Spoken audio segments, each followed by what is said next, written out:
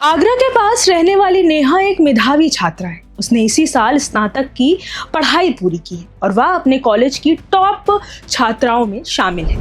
नेहा का सपना है कि वह आगे पढ़ाई करे और प्रतियोगी परीक्षा की तैयारी भी जारी रखे, लेकिन उसका कॉलेज घर से लगभग 25 किलोमीटर दूर है। रोज बस से आने जाने में उसे कई घंटे लग जाते हैं। कभी बस छूट जाती है, कभी रास्ते में वाहन नहीं मिलते और कई बार शाम को घर लौटने में भी परेशानी होती है। नेहा की माँ कहती है, अगर बेटी को स्कूटी मिल जाए तो उसका समय भी बचेगा और पढ़ाई भी आसानी से जारी रह सकेगी। अब नेहा को खबर मिलती है कि योगी सरकार की रानी लक्ष्मीबाई स्कूटी योजना के तहत मेधावी छात्रों को मुफ्त स्कूटी दी जा सकती है।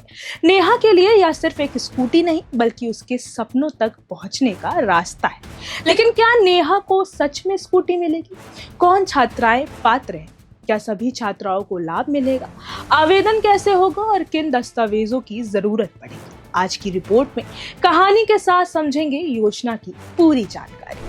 उत्तर प्रदेश सरकार की रानी लक्ष्मीबाई स्कूटी योजना का उद्देश्य मेधावी छात्राओं को उच्च शिक्षा जारी रखने में मदद करना है।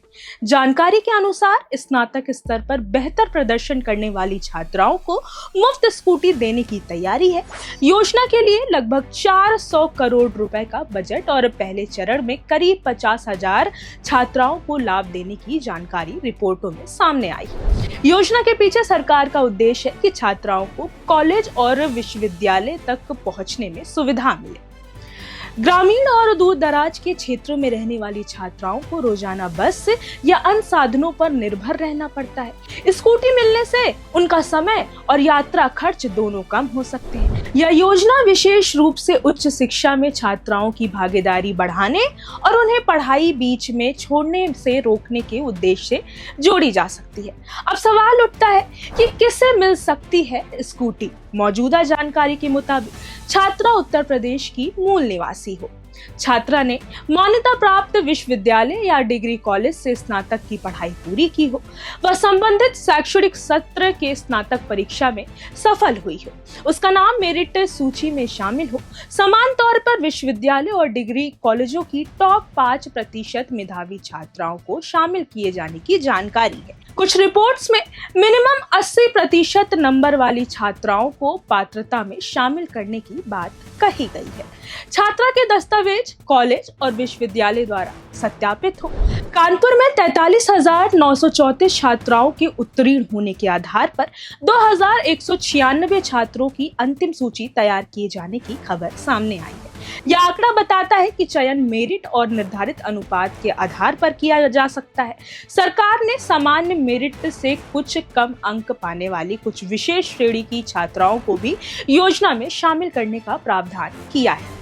इनमें शहीद सैनिक और अर्धसैनिक परिवार की बेटियां, दिव्यांग छात्राएं और निरक्षित छात्राएं शामिल हो सकती हैं। इन छात्राओं को सामान्य मेरिट कट ऑफ से 10% तक कम अंक होने पर भी पात्रता मिल सकती है। पहले चरण में लगभग 50,000 छात्राओं को स्कूटी देने की तैयारी है। योजना के लिए करीब 400 करोड़ रुपए का बजट बताया गया है। आवश्यकता के अनुसार आगे बजट बढ़ाने की भी बात सामने आई है। अब यहाँ सवाल आता है कि सिलेक्शन कैसे होगा? सिलेक्शन प्रोसेस कुछ इस तरह हो सकता है। कॉलेज और विश्वविद्यालय पात्र छात्राओं का डेटा तैयार करेंगे। छात्राओं से अंक तालिका, निवास और अन्य दस्तावेज मांगे जाएंगे।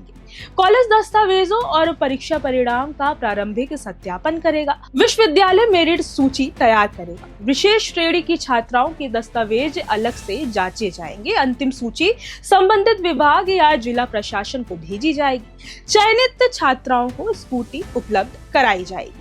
कई विश्वविद्यालयों और कॉलेजों से छात्राओं का डेटा मांगे जाने की खबर पहले ही सामने आ चुकी है, इसलिए छात्राएं अपने कॉलेज के नोटिस बोर्ड और वेबसाइट पर नजर रखें। अब सवाल आता है कि कौन कौन से डॉक्यूमेंट लग सकते हैं? समान तौर पर आधार कार्ड, उत्तर प्रदेश का निवास प्रमाण पत्र, स्नातक की अंक तालिका, कॉलेज या विश्वविद्यालय का पंजीकरण विवरण, आय प्रमाण पत्र, पासपोर्ट साइज फोटो, आधार से लिंक मोबाइल नंबर और बैंक खाते का विवरण, कॉलेज आईडी, दिव्यांग छात्रों के लिए दिव्यांगता प्रमाण पत्र, शहीद परिवार की छात्राओं के लिए संबंधित प्रमाण पत्र, निरक्षित छात्राओं के लिए परिवार और अभिभावक से जुड़े प्रमाण पत्र। आय प्रमाण पत्र के संबंध में अलग अलग संस्थानों के निर्देश अलग अलग हो सकते हैं। आगरा के डॉक्टर भीमराव अंबेडकर विश्वविद्यालय से जुड़ी खबर में परिवार के आय प्रमाण पत्र की जगह छात्रा का स्वयं का आय प्रमाण पत्र लगाए जाने की बात सामने आई थी, लेकिन इसे पूरे उत्तर प्रदेश में लागू समान नियम नहीं माना जा सकता। छात्राओं को अपने कॉलेज से या लिखित रूप से पूछना चाहिए कि परिवार का आय प्रमाण पत्र चाहिए या छात्र का। प्रमाण पत्र कितना पुराना मान्य है, किस अधिकारी से जारी प्रमाण पत्र स्वीकार होगा, आय सीमा क्या निर्धारित है। कुछ गैर सरकारी वेबसाइटों ने 12 लाख रुपए की वार्षिक आय सीमा बताई है, लेकिन इसे अंतिम सरकारी नियम मानने से पहले आधिकारिक शासनादेश देखना जरूरी है। अब सबसे जरूरी सवाल कि आवेदन कैसे करना है। तो सबसे पहले अपने कॉलेज या विश्वविद्यालय का नोटिस देखें, पात्र छात्राओं की सूची में अपना नाम जांचें, मांगे गए दस्तावेज कॉलेज में जमा करें। अगर ऑनलाइन आवेदन लिंक दिया गया है तो केवल आधिकारिक सरकारी या विश्वविद्यालय वेबसाइट पर आवेदन करें। आवेदन की रसीद जरूर लें। मेरिट सूची और अंतिम चयन सूची जारी होने का इंतजार करें। किसी अनजान वेबसाइट, व्हाट्सएप लिंक या एजेंट को आधार, ओटीपी या बैंक संबंधी जानकारी ना दें। नेहा की तरह हर बेटी के सपने को रास्ता चाहिए और यह योजना उस रास्ते को आसान बना सकती है। तो वीडियो पसंद आया हो तो लाइक करें, चैनल को सब्सक्राइब करें और इसे उन छात्राओं तक जरूर पहुंचाएं जिन्हें इस योजना की जानकारी की जरूरत है।